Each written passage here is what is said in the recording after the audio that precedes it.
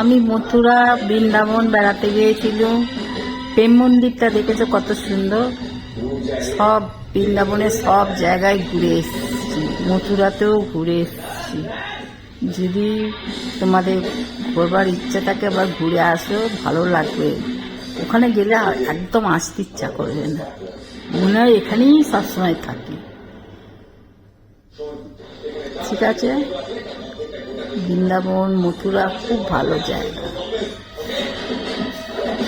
ঠিক আছে, তাহলে রাখছি, বাই। ভালো লাগলে লাইক সাবস্ক্রাইব করবে আর ভিডিওটা পুরো দেখবে, ভালো লাগবে।